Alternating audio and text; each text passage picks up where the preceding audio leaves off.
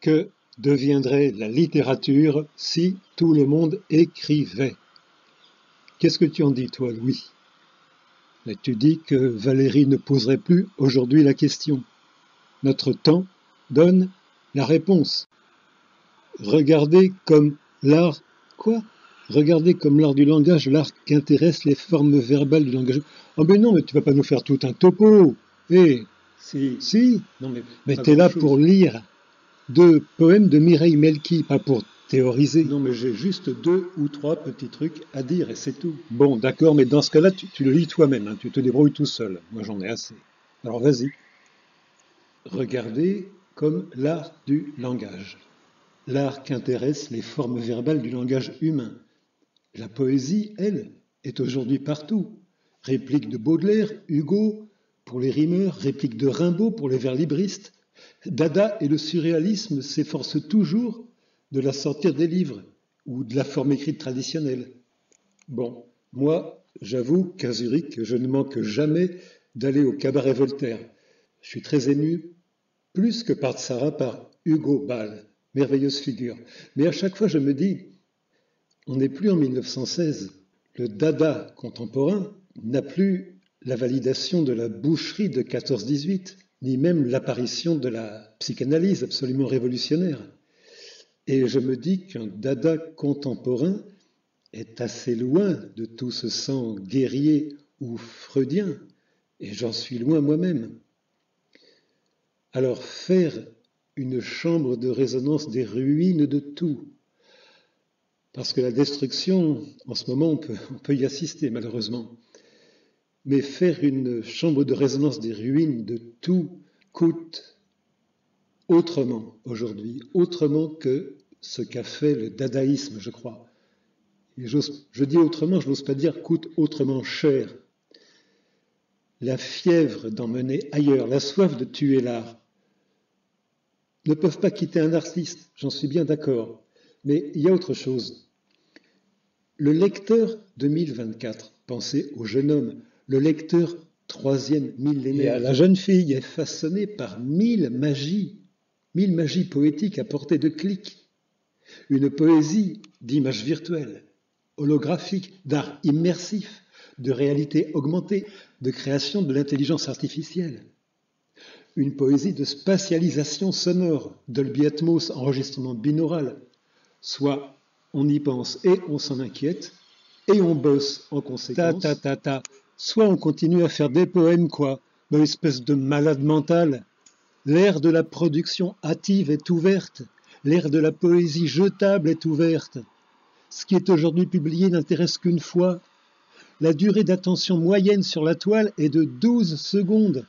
Tu veux demander aux gens de passer 30 ans sur un projet? Redescends.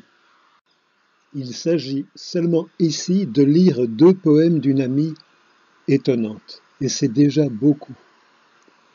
Sa vitesse d'assimilation des règles de l'écriture classique, sa compréhension du jeu phonétique, son aptitude à mettre en résonance la sensorialité et l'intellect, tout cela t'a surpris. Et puisque leur diction l'intéresse autant que leur écriture, tu t'es proposé pour essayer d'enregistrer quelques-uns de ses vers. Mais l'ennui, on va le voir, c'est que tu as trahi ta promesse de travailler. Là, tu sors d'un repas, tu improvises. Tu n'es visiblement pas en état de bien dire, mais enfin, voilà 4 minutes et 5 secondes que nous attendons les poèmes de Mireille. Alors sinon toi, c'est elle que nous écoutons.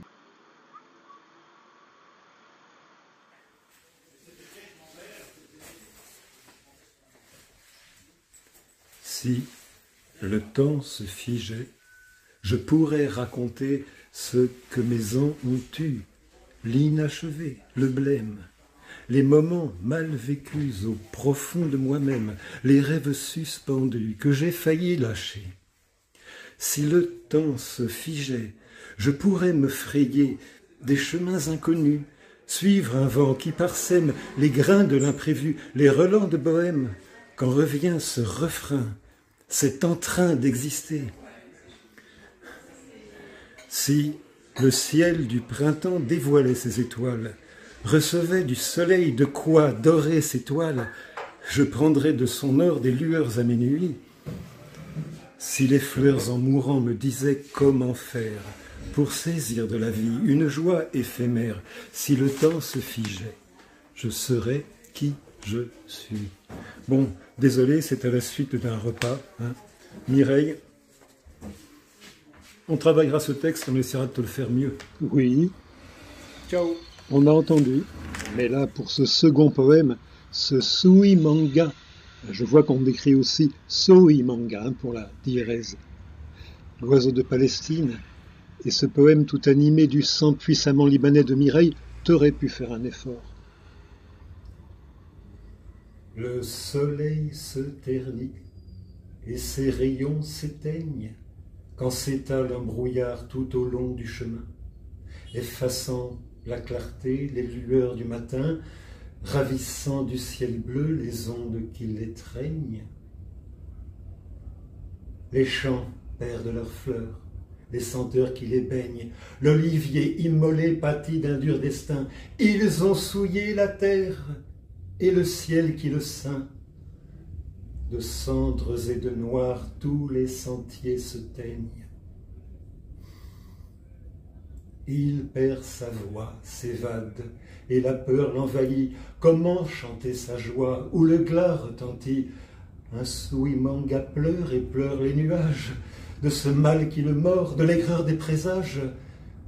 Il répand en chutant des grains de liberté. Un Sui-Manga tombe où gît l'humanité.